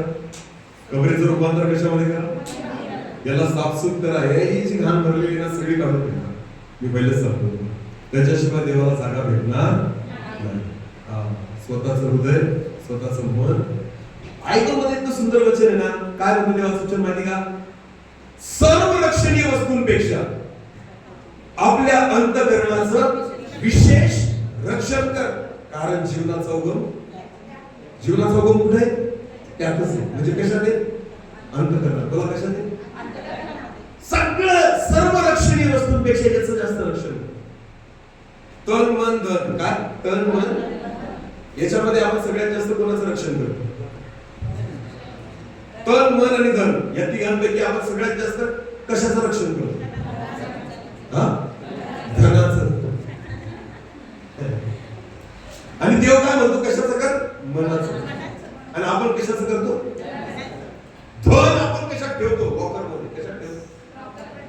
आणि हे मन मात्र कचरा पेटी आहे. मन काय करून ठेवलंय आपण? डस्टबिन माहिती का तुम्हाला? डस्टबिन ते बगीचेत गेले तर तुम्ही बगीचेत आणि असं तोंड उघडलेलं पेंग्विन असतं तिथे पाहिलं का? आणि तिथं खाली लिहिलेलं असतं यूज मी. काय म्हणतो? आजकाल आपलं अंतकरण आपण असं करून ठेवलंय पेंग्विन सारखं आणि म्हणतो यूज मी. आला व्हॉट्सअपचा मेसेज टाकला त्याच्यात. सगळ्या जगभराचा कचरा कशात पडलाय? मन बोलत कशात पडलाय? सकाळी उगवल्यापासून रात्री झोपेपर्यंत तो मोबाईल मधून इतका कचरा जातो ना या मनामध्ये. काय तुमचं जीवन राहील मला सांगा ना? कचरा पेटी झाली. काय झाली? कचरा पेटी. ही सगळी साफ करणं गरजेचं आहे. हालेलुया. प्रियांनो, अंतःकरणाचं रक्षण करा. कारण जीवनाचा मूल तिथंच आहे. त्याच्याशिवाय येशू त्याच्यामध्ये राहू शकत आणि तो तुम्हाला पुनरुत्थित करू शकत नाही. देवाची इच्छा आहे की त्याला ओळखा. येशू म्हणतो मरियेला, तू कोणाला शोधते? माझा वेळ इथं संपला आणि जास्त पुढे जाणार नाही. पण मी विश्वास ठेवतो की आज देव आपल्याशी बोललेला आहे. हालेलुया. आणि केवळ ऐकणारे असू नका, तर देवाच्या वचनाप्रमाणे चालणारे. सार्दिस मंडळीला प्रभू म्हटला, तुझ्याविषयी म्हणतात तू जिवंत आहे पण तू मेलेला आहेस, कारण तुझी कृत्य पूर्ण अशी माझ्या पाण्यात आली. तिथं पुढे लिहिलेलं, तुझी कृत्य पूर्ण अशी माझ्या पाण्यात आली. म्हणून पहिली कृत्य कर, देवाचं वचन, चांगली कृत्य कर, वचनाप्रमाणे जग, वचनाप्रमाणे वाग, म्हणजे तू जिवंत होशील. हालेलुया. देव या वचनाद्वारे आपल्या सर्वांना आशीर्वादित करू. डोळे झाकू, आपण प्रार्थनेकडे जाऊ. सर्वजण आपले डोळे बंद करू. हा समय आहे की आपलं मन परमेश्वराच्या हाती आपण सोडून द्या. तो प्रभू आपल्यामध्ये आहे. तो पुनरुत्थित ख्रिस्त आज आपल्यामध्ये आहे. तो आपल्या समोर उभा आहे. आज त्या प्रभूला म्हणा, प्रभू मला जिवंत कर, मला जिवंत कर देवा. माझी मेलेली अवस्था बदलू दे. Thank you Jesus. एक छोटस कोरस आणि आपण प्रार्थना.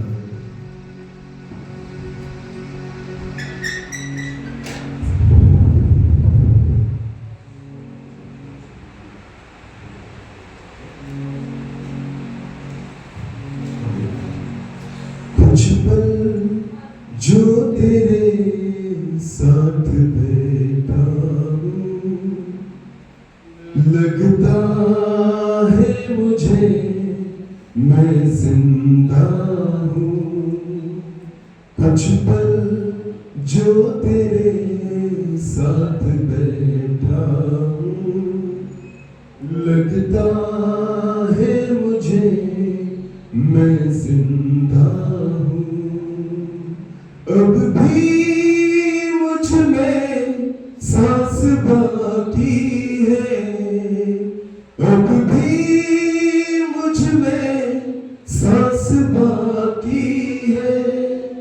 तेरे साए में मैं खुश रहता हूँ, लगता है मुझे मैं जिंदा हूँ. कुछ पल जो तेरे साथ बैठा हूँ, लगता है मुझे मैं जिंदा हूँ. कुछ अलग सी ये बात है, चाहे जो भी हालात है, इस दिल को सुकून है. यीशु तू जो मेरे साथ है. क्या पता था मुझे तू मोहब्बत है, क्या पता था मुझे तू मोहब्बत है. इस दिल को तो बस तेरी हसरत है. लगता है मुझे मैं जिंदा हूँ. कुछ पल जो तेरे साथ बैठा हूँ, लगता है मुझे मैं जिंदा हूँ.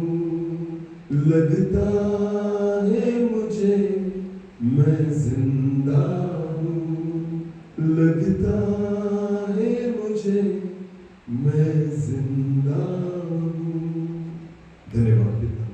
तुझ्या चरणी येणं बसणं, तुझी वाणी ऐकणं हाच जिवंत बरा आहे प्रभू. आणि म्हणू दे बाबा, आज जर आमची अवस्था मेलेली असेल तर आज तुझ्या वचनाद्वारे आम्हाला जिवंत कर, आम्हाला पुनरुत्थित कर, की आम्ही ख्रिस्ताला ओळखू शकू. यासाठी प्रभू आम्हाला सहायता कर. आमच्या अंतःकरणाचे डोळे उघड दे बाबा. मरियेला दिसत नव्हता जिवंत झालेला ख्रिस्त, ती ओळखत नव्हती त्या ख्रिस्ताला, पण आम्ही ओळखावा प्रभू. यासाठी आमच्या अंतःकरणाचे डोळे उघड दे बाबा. धन्यवाद. तुझ्या वचनाद्वारे आज तू आमच्याशी बोललाय. केवळ ऐकणारे नाही, पण वचनाप्रमाणे चालणारे आहोत. सर्व आदर मान महिमा गौरव सन्मान तुला देतो. प्रार्थना येशू प्रभू तुझ्या पवित्र आणि गुण नावाने माहिती बोलतो आहे. आमेन. यावेळेस आपण सर्वजण उभं राहूया. यावेळेस आपण आपल्याला परमेश्वराच्या भांडारात टाकणार आहोत. परमेश्वराचं वचन सांगतं की संतोषाने देणारा त्याला आवडतो. यावेळेस आपण सर्वजण उभं राहूया आणि हे दान टाकत असताना आपण आपल्या अंतःकरणाची तयारी करूया.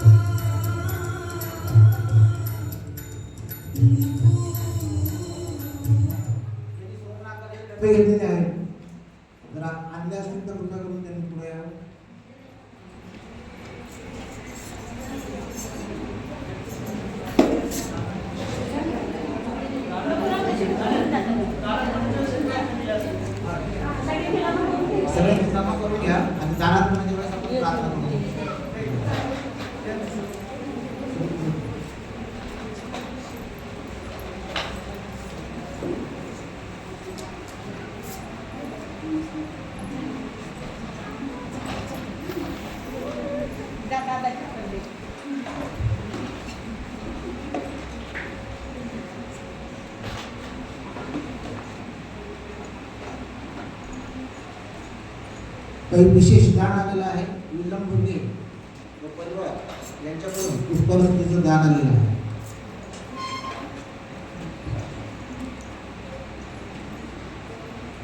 यावेळेस मंडळींनी खाली बसावे.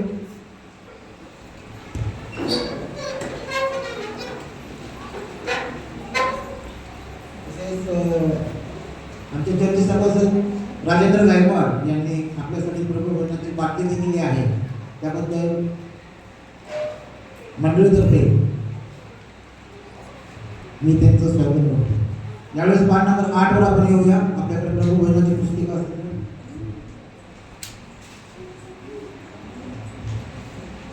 पाठ क्रमांक 8. ज्या तुम्हाला आपल्या पापाबद्दल मनापासून खरोखर पश्चाताप झाला आहे आणि जे तुम्ही आपल्या शेजाऱ्याशी प्रीतीने व ममतेने वागत आहात आणि ईश्वराच्या आज्ञा पाळून भविष्यात त्याच्या पवित्र मार्गात चालून नवीन जीवन जगण्याचा निश्चय करता, ते तुम्ही श्रद्धापूर्वक जवळ या आणि आपल्या आध्यात्मिक सामर्थ्यासाठी हे पवित्र प्रभू भोजन घ्या. आणि आता गुडघे टेकून सर्व समर्थ ईश्वराजवळ लिप्तेने आपली पापे कबूल करा. हे सर्वसमर्थ ईश्वरा, आम्ही तुझ्या विरुद्ध नानाचे पाप केले आहेत, त्याचा आम्हाला पश्चाताप होतो. हे परम दयाळू बाबा, आमच्या बदल्या आणि आम्ही केलेल्या पापांची तू आम्हाला क्षमा कर. शोकमग्न अंतःकरणाने ही विनंती आमचा जाणारा प्रभू येशू ख्रिस्त याच्या नावाने करतो. आमेन. सर्वसमर्थ देव आमचा स्वर्गातील पिता, परम दयाळू देव म्हणतो की जे मनापासून पश्चाताप करून खऱ्या विश्वासाने त्याच्याकडे वळतात, त्या सर्वांच्या पापांची तो क्षमा करेल. त्यानुसार तो तुझ्यावर दया करो, तुमच्या सर्व पापांची क्षमा करो, तुम्हास पापमुक्त करो, सर्व सदाचरणास तुम्हास स्थिर व दृढ राखो, तुम्हास सनातन जीवन परत घेऊन जाऊ. आमचा तारणारा प्रभू येशू ख्रिस्त याच्याद्वारे मागतो. आमेन. आपला तारणारा ख्रिस्त याकडे जे लोक येतात त्यांना समाधानाचे तो कोणते वचन देतो ते ऐका. तो म्हणत आहे की अहो कष्टी व भारक्रांत जन हो, तुम्ही सर्वजण माझ्याकडे या, म्हणजे मी तुम्हाला विसावा देईन.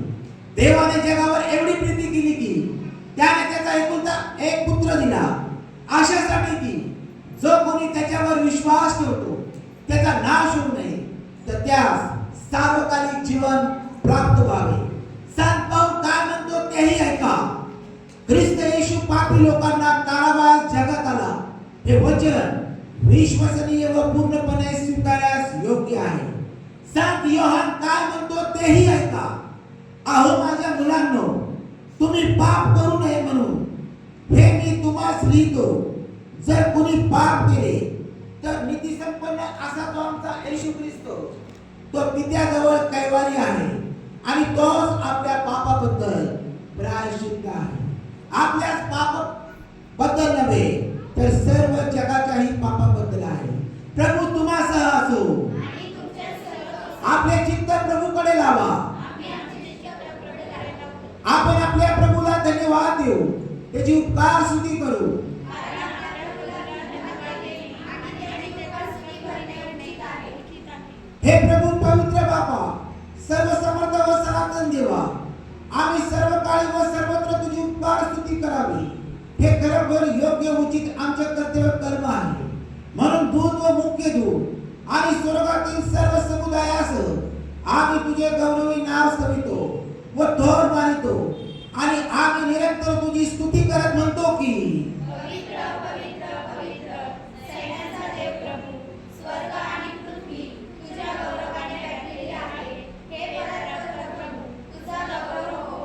प्रभूच्या नावाने येणारा धन्यवाद द्यावे. उर्ध्वलोकी लोकसाला. आमेन.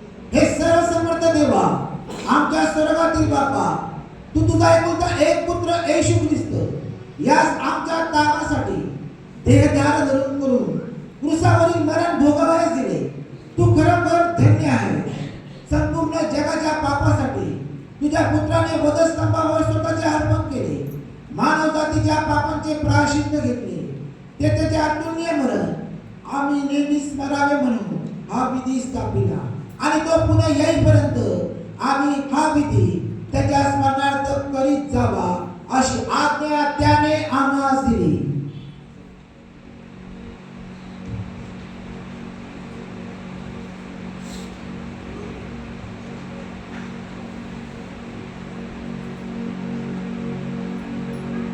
ज्या रात्री त्याला धरून देण्यात आले त्याच रात्री त्याने भाकर घेतली, त्याची उपकार स्तुती करून ती मोडली.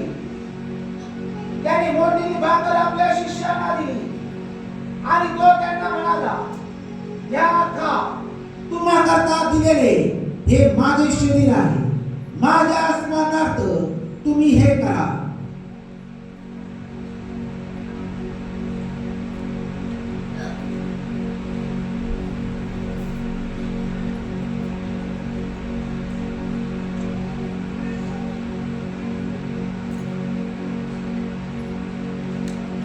तसेच भोजन झाल्यावर त्याने प्याला घेतला व उपकार स्तुती करून त्यास दिला आणि म्हटले, तुम्ही सर्व यातून प्या, कारण पापांच्या क्षमेसाठी तुम्हा करता व बहुतांकरता दिलेले हे नव्या कराराचे माझे रक्त आहे. जितक्यांदा तुम्ही हे प्या तितक्यांदा माझ्या स्मरणार्थ हे करा.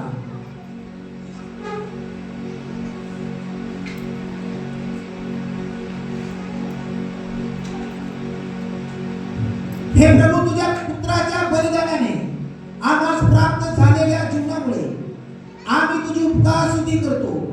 आम्ही त्याचे पुनरुत्थान व स्वर्गारोहण याचे स्मरण करतो. आम्ही त्याच्या पुनरागमनाची प्रतीक्षा करतो आणि त्याच्या आज्ञेनुसार या पवित्र विधीचे आयोजन करतो.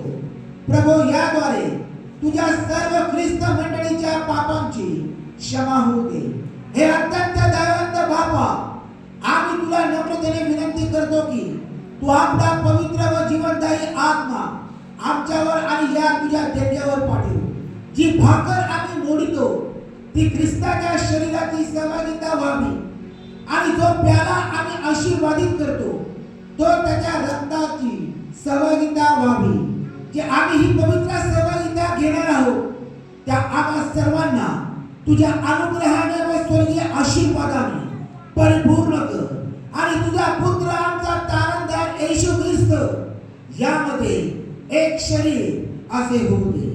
हे प्रभू, येथे आम्ही आपणास आपल्या जीवात्म्यास व शरीरास पवित्र, जिवंत व यज्ञयोग्य असा यज्ञ व्हावा यासाठी तुला अर्पण समर्पित करीतो. आम्ही आपल्या भोगीरी पापामुळे तुला कोणताही यज्ञ अर्पावयास योग्य नाही. तरी आम्ही तुला विनवितो की आमच्या योग्यतेकडे वागू नको, तर आमच्या अपराधांची क्षमा कर आणि आमचा स्वीकार कर. आमचा प्रभू येशू ख्रिस्त याच्या नावाने मागतो. आमेन. त्याकडून व त्यासहित व त्यामध्ये पवित्र आत्म्याच्या ऐक्यात हे सर्व समर्थ बाबा तुझा सन्मान व गौरव निरंतर हो. प्रभूची शांती तुम्हासह असो. आणि तुझ्या सेवकी असो. हे दयाळू प्रभू, आमच्या धार्मिकतेवर नाही पण तुझ्या भोगिरी व महात्म्यावर भरोसा ठेवून या राज्यावर आम्ही येतो. तुझ्या राज्यात आधी घडलेल्या देखील घेण्यास आम्ही पात्र नाही.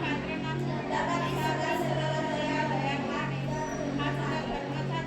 म्हणून हे दयाळू प्रभू, आम्ही तुझा प्रिय पुत्र येशू ख्रिस्त याचे शरीर आणि याचे असे सेवन करावे की आमची भावी शरीरे त्याच्या शरीरातून निर्मल होईल आणि त्याच्या अमूल्य रक्ताकडून आमच्या जीवाचे क्षालन होईल आणि आम्ही त्याच्यामध्ये आणि तो आमच्यामध्ये सर्वदा राहील. आमेन. आपल्या प्रभू येशू ख्रिस्ताचं शरीर बनवू दे तुम्हा करता दिलेला आहे. त्याचा स्वीकार करण्यास जवळ या आणि आपल्या अंतःकरणात विश्वासाने त्यावर पोषण करा व त्याची उपकार स्तुती करा.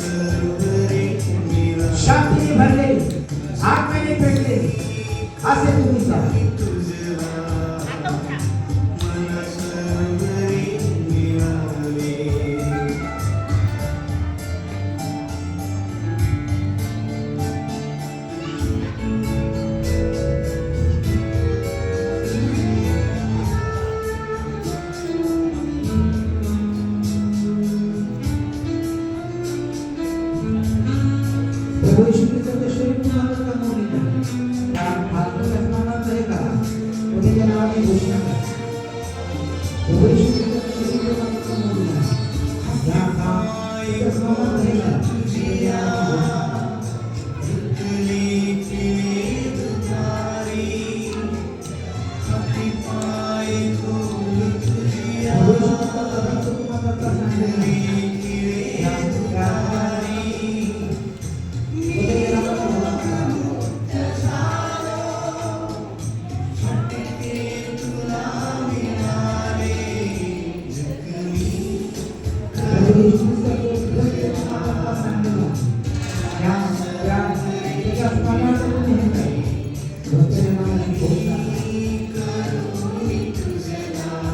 शांतीने भरलेले आत्म्याने पेटलेले असे तुम्ही जा.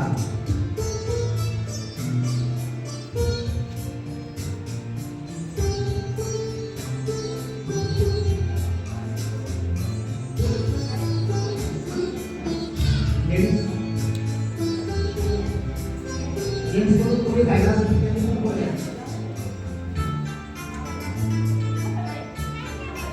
त्याचा बाप्तिस्मा झालेला आहे.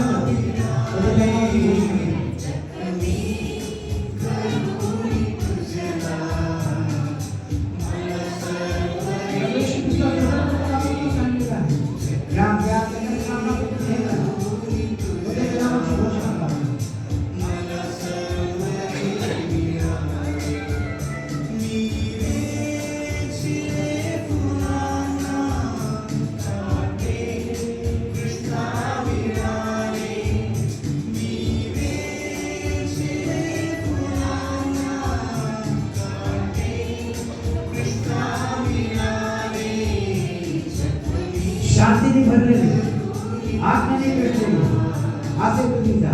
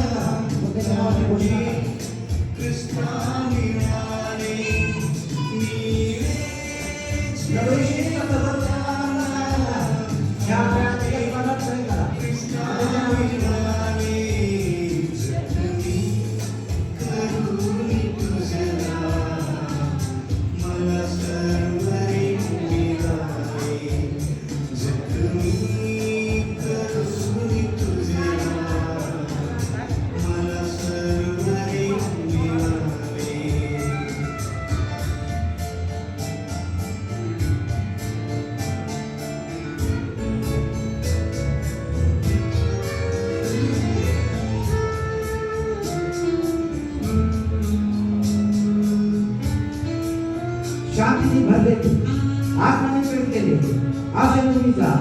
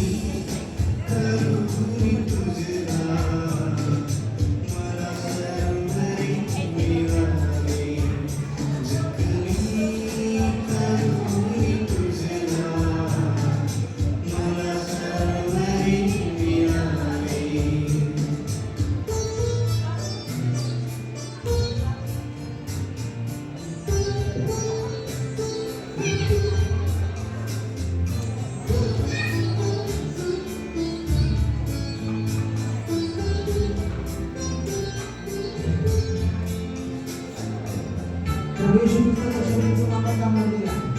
या साऱ्या प्रमाणात तुम्ही हे करा व त्याच्या नावाची घोषणा करा.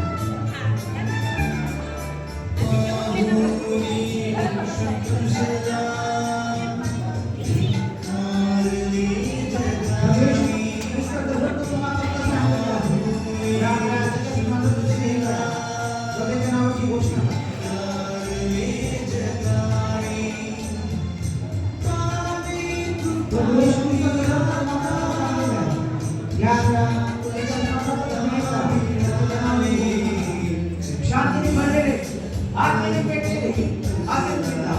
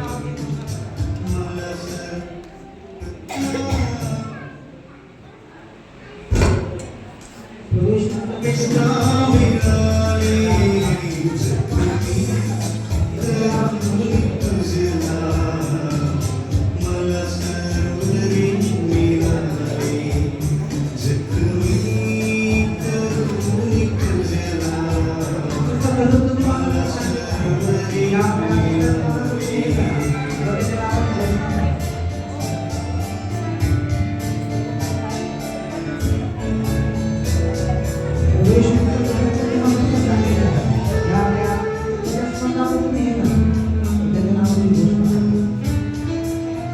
शांतीने भरलेले आत्म्याने पेटलेले असे पिता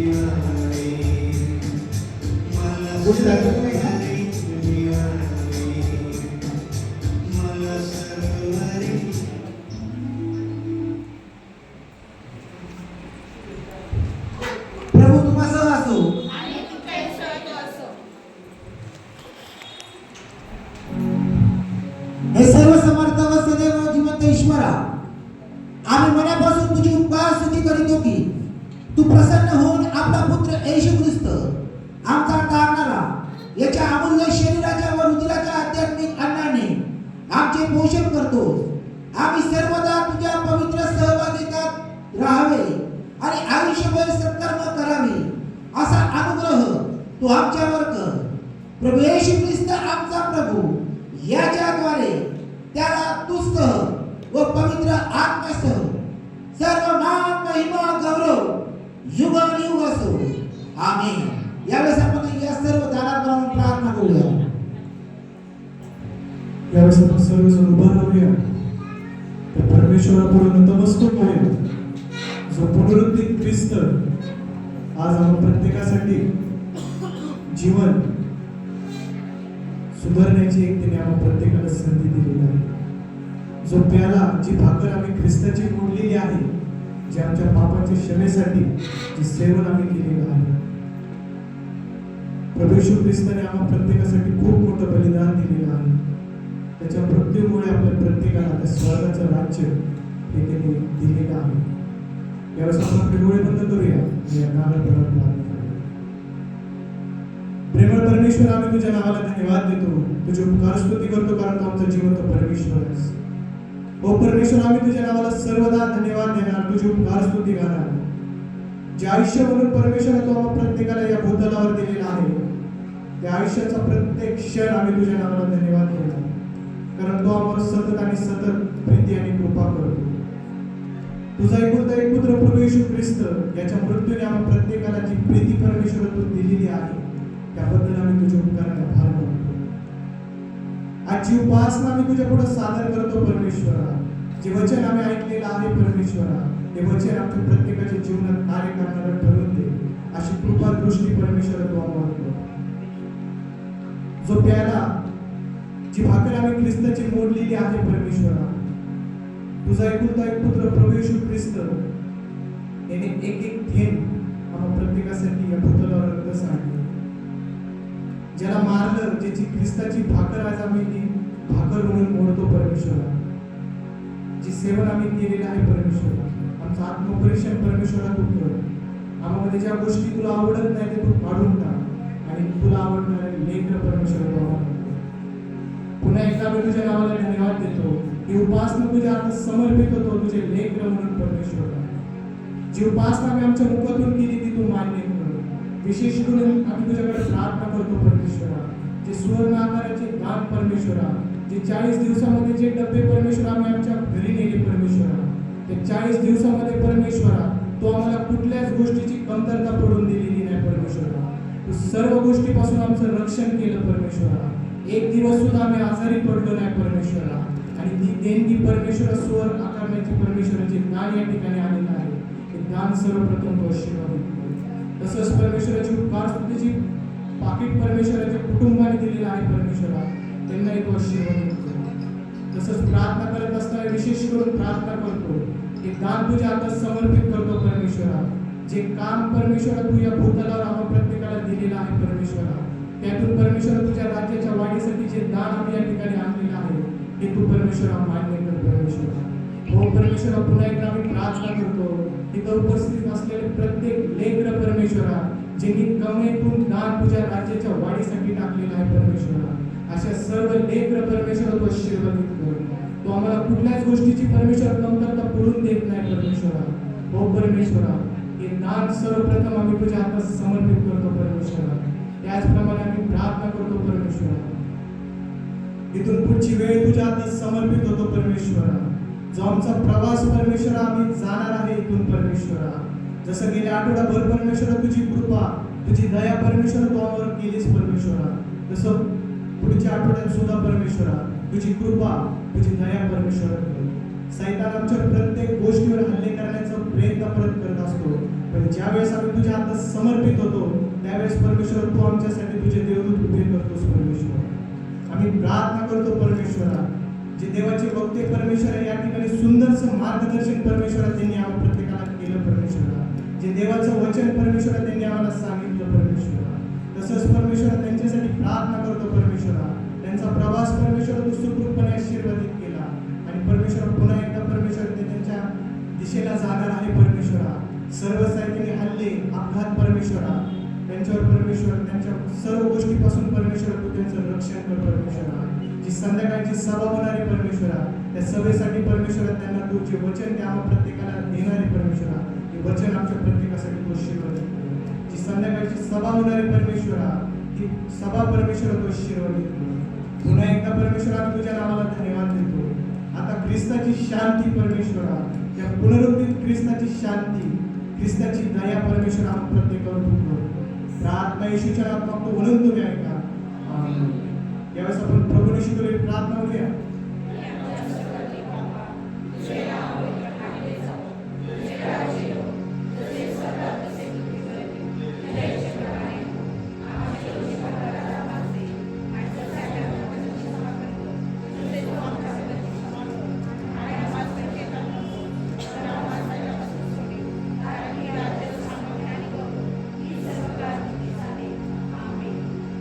देव बाप त्याची प्रीती, प्रभू येशू ख्रिस्त जो आमचा तारणारा त्याची कृपा आणि पवित्र आत्मा जो आमचा सहाय्यक देव आणि त्याची सहभागिता इथे उपस्थित प्रत्येक लहान थोर विश्वासणाऱ्यांसोबत, सर्व देवाचे दास संत सेवकांसोबत आणि इस्रायल राष्ट्रासोबत प्रभू येशू ख्रिस्ताचे दुसरं आगमन होईल तोपर्यंत सदा आणि सर्व काळ होत राहील. आमेन.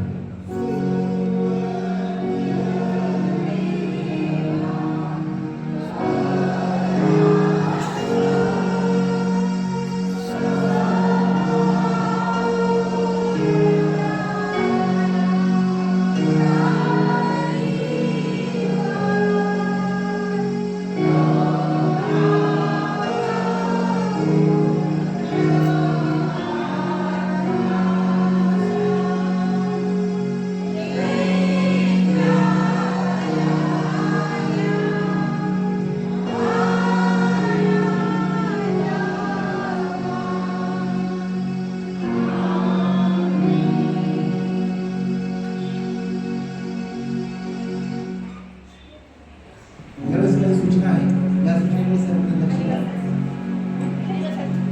सर्वांनी